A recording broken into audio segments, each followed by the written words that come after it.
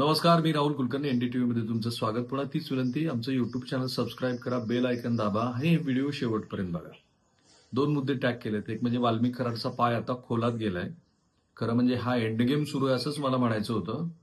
परंतु हा केवळ एंडगेम नसून वाल्मिक कराडच्या संदर्भामध्ये काल न्यायालयामध्ये जे काही घडलं ते जर आपण पाहिलं तर सीआयडीने आता वाल्मिक कराड भोवतीचा फास आवळत आणला असं जवळपास दिसतंय. त्याची सुरुवात खरं तर 2 दिवस आधीच झाली होती, जेव्हा सीआयडीने त्याच्या अत्यंत जवळच्या व्यक्तींच्या चौकशा सुरू केल्या आणि त्याबरोबरच त्याची संपत्ती जप्त करण्याच्या दृष्टीनं सीआयडीनं पावलं उचलायला सुरुवात केली. एखाद्याच्या आर्थिक नाड्या आवळल्या की तो कितीही मोठा गुन्हेगार असला तर तो कसा सुतासारखा सरळ होतो हे दिसलं. आणि हे खरं आहे की खरं म्हणजे सीआयडीने त्याला अटक केली असती तर पोलिसांच्या पेचामध्ये एक मानाचा तुरा रोवला गेला असता, पण तसं काही झालं नाही. तरी सुद्धा काल 10 वाजता वाल्मिक कराड हा पुण्यात सीआयडीच्या ऑफिससमोर हजर येणार आला. तो 12ला आणि त्यानंतर मग त्याला 1 वाजता त्याची सगळी चौकशी करून त्याला बीडच्या दिशेनं रवाना करण्यात आलं. बीडला वाल्मिक कराडला साधारणतः 10:30 वाजता पोलीस स्टेशनला आणण्यात आलं आणि त्यानंतर सगळी न्यायालयीन प्रक्रिया सुरू झाली. ती न्यायालयीन प्रक्रिया अत्यंत महत्वाची आहे, कारण वाल्मिक कराडच्या संदर्भामध्ये सीआयडी नेमकी कोणत्या दिशेनं तपास करते आहे हे समजण्याच्या दृष्टीनं फार महत्वाचं आहे. बरं, सीआयडी म्हणजे काही फार असा एक्सपर्ट लोकांचा ग्रुप आहे वगैरे असं काही नाहीये. पोलीस दलातलेच आणि अत्यंत नाखुशीनं परंतु सक्षम असे काही अधिकारी हे सीआयडीकडे पाठवले जातात. काही वेळेला त्याला साईड पोस्टिंग पण म्हटलं जातं, काही वेळेला त्याला पनिशमेंट पण म्हटलं जातं. काही असो, पण सीआयडी याच्यावरती काही प्रमाणामध्ये अजूनही लोकांचा विश्वास आहे, कारण पोलीस दलातलीच ती एक वेगळी यंत्रणा आहे. तर या यंत्रणेनं काल न्यायालयामध्ये एक महत्वाचा दावा केलेला आहे, की जो दावा सांगतो आहे की वाल्मिक कराडचे पाय हे खोलात चालले. आणि तो दावा असा आहे की सीआयडीच्या वतीनं, आणि गंमत आहे म्हणजे खरं तर ह्याच्याबद्दल पण तपशीलवार बोलायला हवं, की सरकारी पक्षाचे वकील होते श्री संतोष देशपांडे. त्यांनी ऐन वेळेला सीआयडीची बाजू मांडायला नकार दिला. अर्थात जसं एक्सक्यूज म्हटलं जातं, रिक्यूज म्हणतात त्याला न्यायालयीन भाषेमध्ये. न्यायाधीश स्वतःला रिक्यूज करतात, म्हणजे बाजूला करू शकतात. कारण मग त्याच्यात 2-3 कारणं असतात. एक तर त्या न्यायाधीशाकडे कोणीतरी अप्रोच झालेलं असतं, किंवा न्यायाधीशाचे पूर्वी कधीतरी त्या आरोपीशी संबंध आलेले असतात, किंवा न्यायाधीशाला पुढे चालून असं वाटू शकतं की आपलं ह्या सगळ्या प्रकरणामध्ये कुठेतरी आपला इंटरेस्ट गुंतलेला आहे असा भाग कुठेतरी सामोरे येऊ शकतो, आणि म्हणून ते स्वतःला रिक्यूज करतात. तसं काल श्री संतोष देशपांडे यांनी स्वतःला ह्या प्रकरणापासून बाहेर ठेवलं. वी रिअली डोंट नो की त्यांनी स्वतःला का बाहेर ठेवलं, पण वाल्मिक कराडच्या संदर्भातली प्रत्येक घडामोड ही महत्वाची आहे, म्हणून त्याचा मी इथे उल्लेख केला.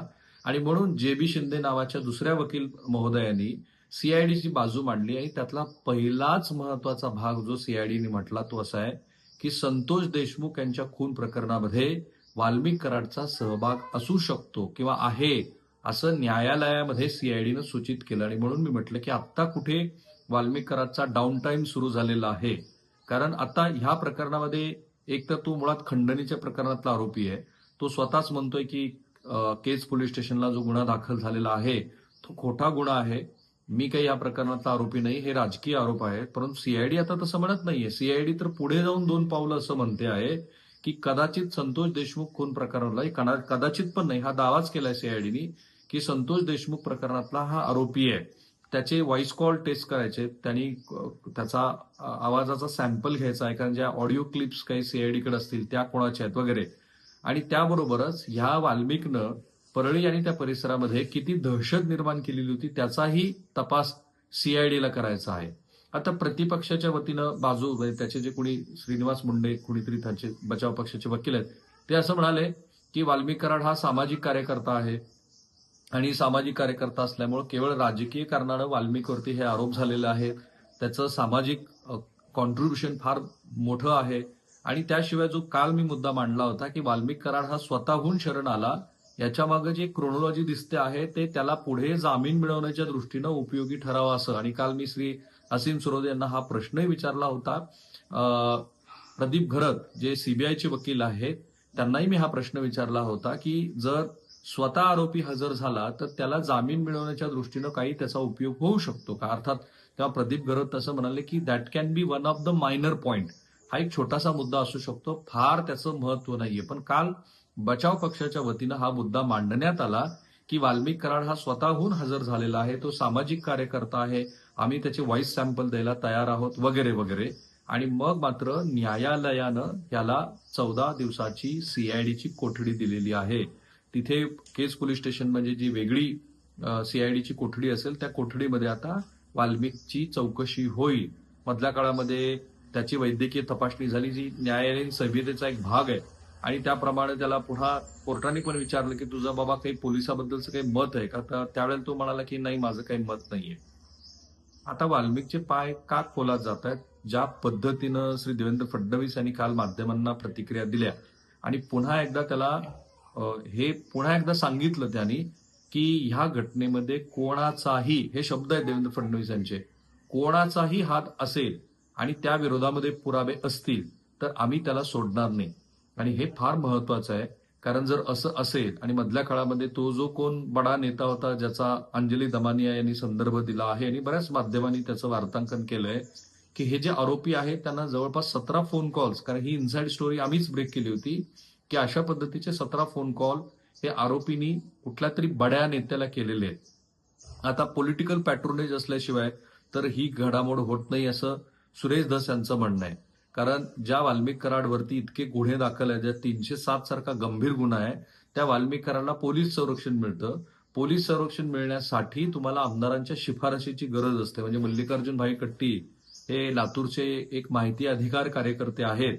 त्यांनी शाहू महाविद्यालयाच्या विरोधामध्ये काही माहिती अधिकारातनं काही माहिती संकलित केली होती. तेव्हा त्यांच्या विरोधामध्ये काही राजकीय पक्षाचे कार्यकर्त्यांनी, काही गुंडांनी हल्ला चढवला. तो शाहू महाविद्यालयाच्या प्रांगणात, लातूरच्या, ते प्रसिद्ध महाविद्यालय, कारण त्या महाविद्यालयामध्ये अनेक अनियमितता आहेत असं मल्लिकार्जुन भाई कट्टी यांनी दाखवून दिलं होतं. त्याच्यानंतर त्यांना एक पोलीस संरक्षण देण्यात आलं. पण ते पोलीस संरक्षण देत असताना त्यांना 2 आमदारांच्या शिफारसी होत्या, एक संभाजी पाटील निलंगेकर आणि दुसरे श्री अभिमन्यू पवार. ते ह्या दोघांनी त्यांना शिफारस दिल्यानंतर त्यांना 24/7 पोलीस प्रोटेक्शन दीर्घकाळ देण्यात आलं. मग ते लातूरच्या बाहेर जातील तेव्हा त्या त्या ठिकाणचे पोलीस त्यांच्याबरोबर यायचे आणि ते जर राज्याच्या बाहेर गेले तर इतर राज्यातल्या पोलिसांना कळवलं जायचं. पण ह्या वाल्मिक कराडचं असं दिसतं आहे की वाल्मिक कराडचं जे प्रस्थ आहे ते अर्थातच पहिली शिफारस श्री धनंजय मुंडे यांची आहे असं म्हणतात. Let's we need to find out की काय त्याच्यामध्ये. तर त्या धनंजय मुंडे यांच्या शिफारसीवरती या वाल्मिकला पोलीस प्रोटेक्शन मिळालं, शस्त्र परवाना मिळाला वगैरे अशा पद्धतीचे आरोप होत आहेत. आणि हा बहादर उज्जैनला पोलीस बंदोबस्तामध्ये आरोप त्याच्यावरती होऊन गुन्हा दाखल झाल्यानंतर फिरत होता.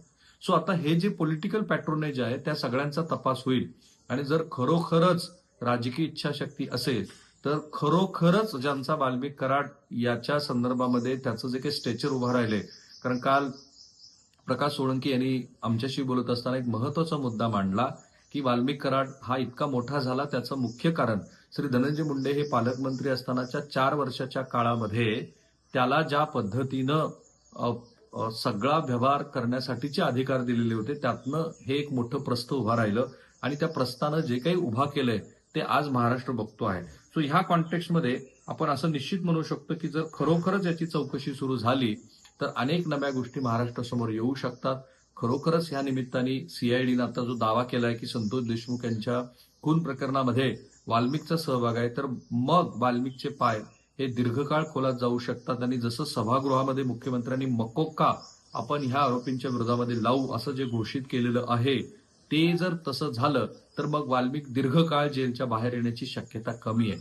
भलेही त्यांनी माध्यमाला काल एक व्हिडिओ जो सोशल मीडियाच्या माध्यमातून ट्विट करून आपल्या भावना कळवल्यात की माझ्यावरती केवळ राजकीय हेतूनी आरोप करण्यात आलेले आहेत, माझा या सगळ्या घटनेशी काही संबंध नाही. तरी सुद्धा जसं मुख्यमंत्री काल म्हणाले की एखादा आरोपी काय आपल्या व्हिडिओतनं म्हणतो त्यापेक्षा आमच्या पोलिसांचा तपास काय आहे ते महत्वाचं आहे, आम्ही कोणीही हस्तक्षेप करणार नाही. आणि म्हणून सीआयडीनं हा जो दावा केलेला आहे न्यायालयामध्ये की संतोष देशमुख यांच्या खून प्रकरणामध्ये वाल्मिकचा सहभाग आहे, तो अनेक अर्थांनी महत्वाचा आहे, जो सूचित करतोय की वाल्मिकचे पाय हळूहळू खोलात जाणार आहे. थांबूया आपण इथे. पुन्हा तीच विनंती, आमचं युट्यूब चॅनल सबस्क्राईब करा, बेल आयकन दाबा आणि हे व्हिडिओ अधिकात अधिक लोकांपर्यंत जाऊ द्या. इतकी इत्यंभूत आणि सविस्तर माहिती तुम्हाला इतरत्र कुठेही मिळणार नाही आणि तीही कोणाचीही बाजू न घेता. थांबूया.